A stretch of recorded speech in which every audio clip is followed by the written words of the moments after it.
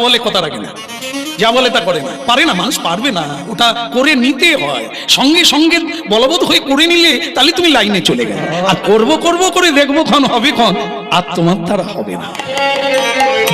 এই জন্য নরোত্তম ঠিক করে নিলেন, আমার গুরু যখন বৃন্দাবনে অপেক্ষা করছে, চাই গুরু, তা সেই পিতামাতা তো আর আমাকে মুক্তি দিতে পারে না, হ্যাঁ, তা আমার জীবন আমাকে খুঁজতে হবে, আজকের রাতেই পালাবো। ও দেরি করলে হবে না, গুরু চাই, আগে গুরুর স্টেশনটায় পৌঁছায়, তারপর গুরু যেখানে পাঠাবে, গুরু যা বলবে তাই হবে। এই সব জীবনে একটা গুরু দরকার, গুরু ছাড়া গতি নাই, গুরু ছাড়া পথ নাই, হ্যাঁ, গুরু ছাড়া মুক্তি নাই, গুরুই মুক্তি দেবে, গুরু মানে তিনি।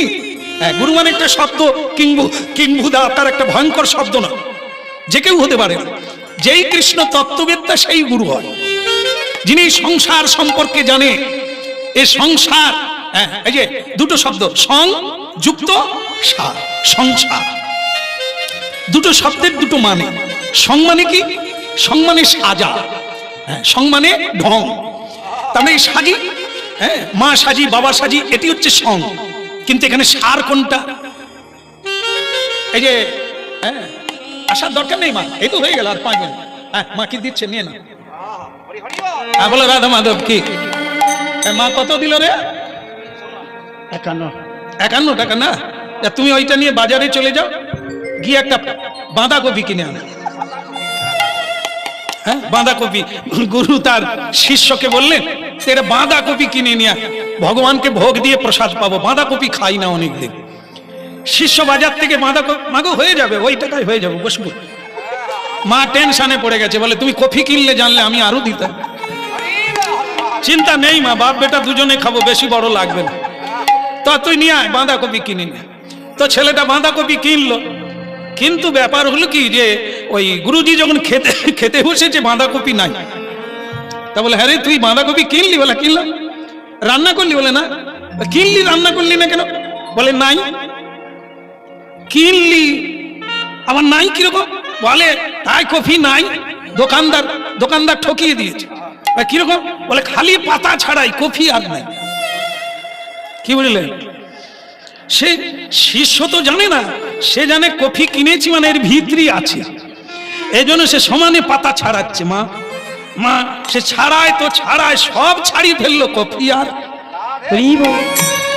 গুরুজি বলে, তা তুই রাগলি কথা? বলে সব গরুকে দিয়ে দিচ্ছে, তাই কিচ্ছু নাই, শুধু পাতা। দোকানদারটা কি ঠকালো। গুরুজি বলে, ওরে মাথা খারাপ, ওইটাই তো কফি। আরে ওর নাম পাতা কফি, ওই পাতাটাই কফি, ছাড়ালে কি পাবি তুই? হ্যাঁ, বুঝতে পেরেছিস? ওরে অভঙ্গুল, সংসারটাই হলো পাতা কফি, ওইটাই সংসার, ওকে ছাড়ালে কিচ্ছু। হ্যাঁ, এর ভিতরে কিচ্ছু নাই, ছাড়িয়ে নাই এ সংসার। তাই একবার ওগো তুমি ছাড়া আমি বাঁচবো না গো, তুমি আমার প্রিয়তমা, তুমি আমার প্রিয় বল্লভ, তুমি আমার দেবদাস। স্বামী স্ত্রী এরকম বলে না? ছেলে আপনাদের এখানেও বলে, আমাদের ওখানেও বলে। তাই শুধু হাসি আর মিলাই, হ্যাঁ রে হংস হংসী, এরকম ঠিক ভিতরে। হ্যাঁ, বাস মাগো, 2 দিন না যেতে ঘুরে শুও, আর সহ্য করতে পারিনি তোমাকে। তাহলে বুঝতে পেরেছেন, এই পাতা ছাড়িয়ে ফেলেছে, আর কিছু যা হবার তো হয়ে গেছে, আর তো কিছু না, এবার তো শুধু জ্বালা। আপনারা নতুন বেটে করছেন, এখন পাতা ছাড়ান, তারপরে যখন দেখবেন কিচ্ছু নাই, না করলে ভালো হতো। এখন অনেকেই বলছে, তখন তো মা বাবাকে ছেড়ে দিয়ে, ঘর ছেড়ে দিয়ে আমি ওকেই করব, না হলে রেল লাইনে মরি যাইব।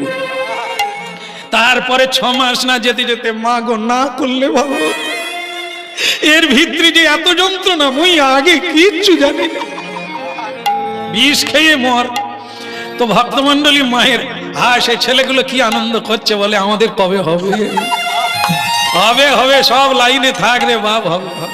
দাড়ি কামানোর পয়সা পাবি না। বলো রাধা মাধব কি? ওদিকের হলো কি? ও তোর ভাবিতে যদি সময় গেল ডাকিবি তারে কবে। ও তোর ভাবেতে যদি সময় গেল ডাকিবি তারে কবে। ও তোর ভাবিতে যদি সময় গেল ডাকিবি তারে কবে। ও তোর ভাবেতে যদি সময় গেল ডাকিবি তারে কবে। ও তুই আমার আমার করে গেলি তোমার বলিবি কবে। ও তুই আমার আমার করে গেলি তোমার বলিবি কবে। ও তুই ভাবিতে যদি সময় গেল ডাকিবি তারে কবে। ও তোর ভাবেতে যদি সময় গেল ডাকিবি তারে কবে।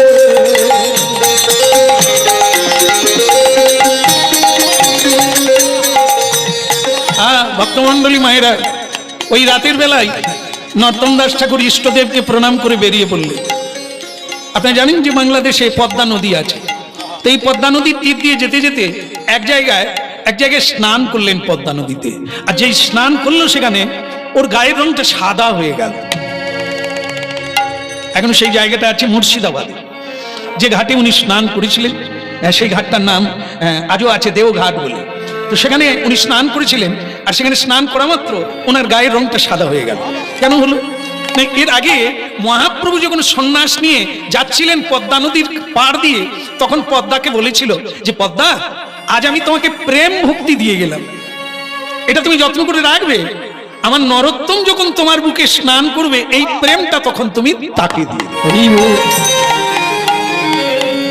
ভাবনা দেখুন, মহাপ্রভু এর আগে এসেছেন, নর্তমের ঠাকুরের আগে, তা তিনি পদ্মা নদীকে বলে গেল, তোর কাছে আমি আমার সঙ্গে নরোত্তমের দেখা হবে না, কিন্তু তোমাকে আমি প্রেম দিয়ে গেলাম। কারণ আগামী দিনে কলিকালে প্রেমের দরকার। এই প্রেম ভক্তি ছাড়া জগতে কোনো মানুষ শান্তি পাবে না। তুমি সেটা প্রচার করো, সেটার জন্য আমি তোমাকে দিয়ে গেলাম, পদ্মা নদীর কাছে রেখে গেলাম। তুমি যখন স্নান করবে, পদ্মা তখন তোমাকে দিয়ে দেবে। এই ভাবের পরিবর্তন হয়ে গেল। প্রেম ভক্তি প্রাপ্ত হয়ে নয়নে অশ্রু নামলো, গদগদ স্বরে কৃষ্ণ নাম হরিনাম করতে লাগল। এবার আমি ব্রজে যাব গৌরী কৃপা পেলে। ওই নয় এবার আমি ব্রজে যাব গৌরী কৃপা পেলে। এবার আমি ব্রজে যাব গৌরী কৃপা পেলে। ওই নয় এবার আমি ব্রজে যাব গৌরী কৃপা পেলে।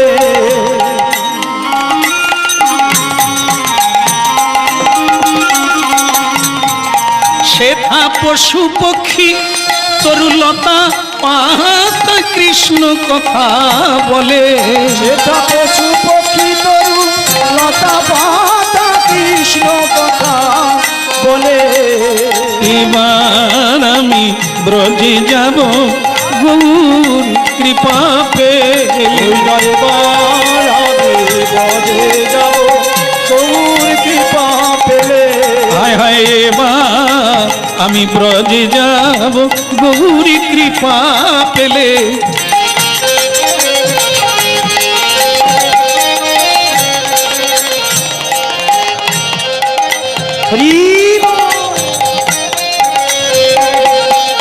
শ্বেতা পশু পক্ষী তরুলতা পাতা কৃষ্ণ কথা বলে। পশু পক্ষী তরু লতা পাতা কৃষ্ণ কথা বলে। এবার আমি ব্রজে যাব গৌরী কৃপা পেলে।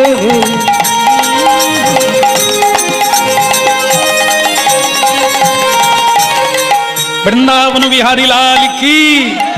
হ্যাঁ, আরেকটু জোর করে বলে দেন, শেষ হয়ে গেল। বলে বৃন্দাবন ধাম কি। আমি শুধু ভাবি আপনারা না খেয়ে কি করে এত জোর দিচ্ছেন, ভগবানের কৃপা না হলে হয় না। গৌরাঙ্গ মহাপ্রভু কি, বৃন্দাবন ধাম কি। নরোত্তমের হলো কি, ও বেরিয়ে পড়েছে, আর পিছন ফিরে দেখার দরকার নেই, কেউ কিচ্ছু করতে পারবে না। মহাপ্রভু স্বপ্নে বলে দিয়েছেন আমার গুরু বৃন্দাবনে, আর আমি ঘরে শুয়ে থাকবো? আমাকে যেতেই হবে গুরুর কাছে, এটা আমার কাজ। গুরু কৃপা করবেন, সেটা তার ব্যাপার, কিন্তু আমাকে পৌঁছাতে হবে তার কাছে। হ্যাঁ, এবার আমি ব্রজে যাব গৌর কৃপা পেলে।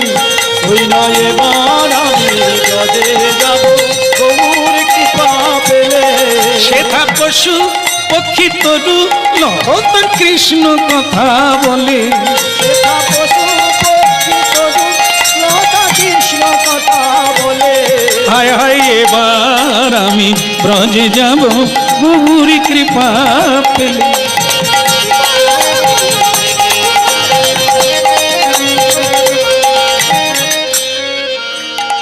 মাগো পায়ে হেঁটে বৃন্দাবন গেল ছুটে ছুটে, খেতে পেল না। ভগবানের কি কৃপা, কেউ খেতে দিচ্ছে না। হ্যাঁ, তাই একদিন এটা একবার বৃন্দাবনের কাছাকাছি পৌঁছে গেছে, তাকে এক জায়গায় গরু চড়াচ্ছে অনেকগুলো ছেলে। তো তারা বলছে, বাবাজি তোমার মুখ দেখে মনে হয় তুমি খাও না, দুধ খাবে? তো তারা গাভীর মাঠ থেকে সঙ্গে সঙ্গে একটা পাত্রে দুগ্ধ দহন করে ওই নরোত্তম দাস ঠাকুরকে দিলেন। নরোত্তম ঠাকুর বলে, তোরা কে রে? কেউ দিল না, আর তোরা আমাকে একবারে টাটকা দুগ্ধ এনে যেন মনে হয় এটাই বৃন্দাবন। হ্যাঁ, গোঠের রাখালি বলে দে রে, কোথায় বৃন্দাবন যেথা রাখালি রাজা গোপাল খেলে জন কোথায় বৃন্দাবন।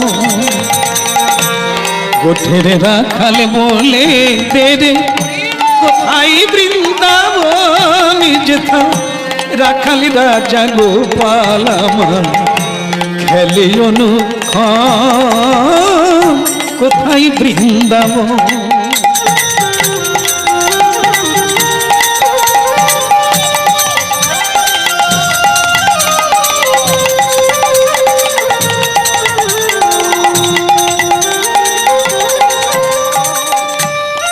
দিনে রাতে মিলন রসে চাঁদ হাসে রে চাঁদের পাশে।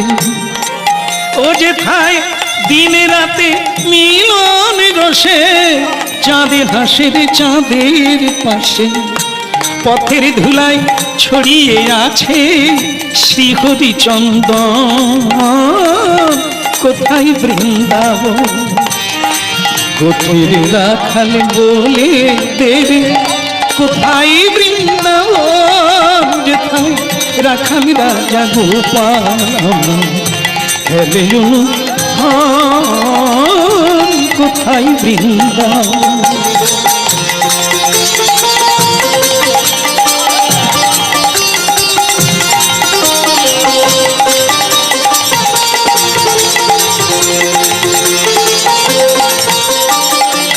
কৃষ্ণ নামের ঢেউ ওঠে রে শুনিলি যমুনা, আজও যাহার তোমালি বনে নূপুর শোনা যায় গো নূপুর শোনা যায়। কৃষ্ণ নামের ঢেউ ওঠে রে শুনিলি যমুনায়, আজও যাহার তোমালি বনে নূপুর শোনা যায় গো নূপুর শোনা যায়। আজও যাহার কদমে ডালে বেনু শোনা যায় গো বেনু শোনা যায়। নিত্য নীলা করে আমার মদন মোহন কোথায় বৃন্দাবন। গোঠের রাখাল বলে দে রে, কোথায় বৃন্দাবন যেথা রাখালি রাজা গোপাল খেলে কোথায় বৃন্দাবন। গোঠের রাখাল বলে দে রে, কোথায় বৃন্দাবন যেথা রাখালি রাজা গোপাল খেলে কোথায় বৃন্দাবন। বাবাজি বৃন্দাবনে যাবেন? আপনি তো একবারে কাছেই এসে গেছেন। ওই সামনে নীল যমুনা, ওই যমুনা পার হলেই নববৃন্দাবন। ভেতরটা শিউরে উঠলো নরোত্তম দাস ঠাকুরের, আমি বৃন্দাবনে এসে গেছি। আহা, কোথায় সেই মুরলীধারী, কোথায় সেই রাধা রানী, আমি কি দেখতে পাবো? হ্যাঁ, আমাকে বলে দিয়েছিলেন ওখানকার বাবাজিরা এখনো সেই বৃন্দাবনে বাঁশি বাজে বাজে রে, এখনো সেই বৃন্দাবনে বাঁশি বাজে বাজে রে। ও তারে বাঁশি শুনে বনে বনে, বাঁশি শুনে বনে বনে ময়ূর নাচে নাচে রে, এখনো সেই বৃন্দাবনে বাঁশি বাজে বাজে রে, এখনো সেই বৃন্দাবনে বাঁশি বাজে বাজে রে। ওই এখনো সে রাধারানী বাঁশি শুনে পাগলিনী, এখনো সেই রাধারানী বাঁশি শুনে পাগলিনী। অষ্টগোপীর শিরোমণি, অষ্টগোপীর শিরোমণি নব সাজে সাজে রে, এখনো সেই বৃন্দাবনে বাঁশি বাজে বাজে রে। এখনো সেই বৃন্দাবনে বাঁশি বাজে বাজে রে, এখনো সেই বৃন্দাবনে বাঁশি বাজে বাজে রে। বাঁশি বাজে বাঁশি বাজে বাঁশি বাজে বাজে রে, বাঁশি বাজে বাজে রে, এখনো সেই বৃন্দাবনে বাঁশি বাজে বাজে রে, এখনো সেই বৃন্দাবনে বাঁশি বাজে বাজে রে, এখনো সেই বৃন্দাবনে। বৃন্দাবন ধাম কি, যমুনা মাইয়া কি, আমায় কৃপা করো মাইয়া, তোমার কৃপা না হলে বৃন্দাবনে রসরাজ গোবিন্দকে শ্রী রাধা মাধবকে পাওয়ার কোনো যোগ্যতা থাকবে না। বৃন্দাবনে পৌঁছে গেল নরোত্তম দাস ঠাকুর, কিন্তু মহাপ্রভু তাকে স্বপ্নে বলেছিল তার গুরু বৃন্দাবনে আছে, কিন্তু জায়গাটা তো জানে না। বৃন্দাবন 84 কোষ বন, নানা জায়গায় নানা বন, 12 বন, 12টা বন নিয়ে বৃন্দাবন। তো সেই বৃন্দাবনের মধ্যে আমি কোথায় খুঁজবো? কেন, যাকে জিজ্ঞাসা করবো সে বলে দেবে। আপনারা বলে দেন দয়া করে, আপনারা ব্রজবাসী, আপনারা ভক্ত উত্তম, আপনারা আমার মহাপ্রভুর সেবক, আপনারা দয়া করে আমাকে বলে দিন আমার গুরুদেব কোথায়। বলে তোমার গুরুর নাম কি? বলে আমার গুরুর নাম হলো লোকনাথ গোস্বামী। ও চলে যাও চলে যাও, ওই রাধাকুণ্ডের তীরে, ওই যে রাধাকুণ্ড শ্যামকুণ্ড আছে না, তার রাধাকুণ্ডের তীরে গিয়ে দেখবে তোমার গুরুজি ওইখানেই ভজন কুটির তৈরি করে ওইখানে বসে আছে।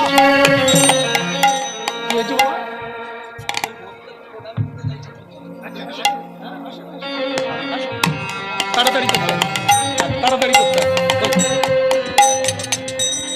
বল। শুভ দ্বীপ্রহর, সবাইকে আন্তরিক শ্রদ্ধা জানাচ্ছি। কিছুটা সময় নেওয়ার জন্য দুঃখিত। অধ্যকার এই শুভ দ্বীপ্রহরে হরিবাসরের হরিনাম সংকীর্তন পরিবেশন করছেন পরম পূজ্যপাদ শ্যামসুন্দর দাস প্রভুজি। উনাকে আমাদের অন্তরের প্রণাম শ্রদ্ধা জ্ঞাপন করছি। উনার সুরলিলিত বচন, ঈশ্বর কথা আমাদের হৃদয়কে স্পর্শ করেছে। আমাদের মধ্যকার একজন ভক্ত তিনার পিতামাতার মাধ্যমে উনি 1000 টাকা দিয়ে প্রণামী দক্ষিণা দিচ্ছেন। ঘোলবরিশা গ্রাম নিবাসী জগন্নাথ সামন্ত এবং শ্রীমতী যমুনা সামন্ত মহোদয়া তার পুত্রের মাধ্যমে 1000 টাকা মান্যবর প্রণম্য শ্যাম সুন্দর দাস প্রভুজিকে 1000 টাকা দিয়ে প্রণামী দিচ্ছেন। সবাই দুহাত তুলে শ্রী হরি নিতাই গৌর প্রেমানন্দে হরি হরি বল, হরি বল। ভালো লাগলো এখানকার পরিবেশ, আর এই এখন যেটা হলো এটাও ভালো লাগলো। ভালো লাগছে আরো তারও আপনারা যারা শুনছেন। পরম পুরস্কার, সবার এই পুরস্কার পাই বলেই বেঁচে আছি, সবার থেকে এই পুরস্কার পাই বলেই এখনো টিকে আছি, হরিনাম গাইতে সুযোগ পাচ্ছি। তো সেটা আপনাদের আশীর্বাদ স্বরূপ পুরস্কার সবাই পাচ্ছি। ছোটবেলা থেকে বাবার হাত ধরে তো এই পথে এসেছি, তা আপনাদের আশীর্বাদই হচ্ছে পরম পুরস্কার। তা সেইটুকু আশা নিয়ে আপনাদের চরণে এখনো কথা বলে যাচ্ছি, আর যেন বাকি জীবনটাও বলতে পারি আশীর্বাদ প্রার্থনা করে। বলো রাধা রানী কি, দয়াল গুরুদেব কি, আরেকবার বলুন লোকনাথ গোস্বামী কি। পাওয়া গেল, মানুষ বলে দেবে। ঠিকানা ভয় করে বাড়িতে বসে থাকলে হবে না। সাঁতার শিখতে গেলে যেমন তাকে ডাঙায় থাকলে হবে না, জলে নামতে হবে। তা সেই পথটা পেতে গেলে আপনাকেও পথে নামতে হবে। হ্যাঁ, বাড়িতে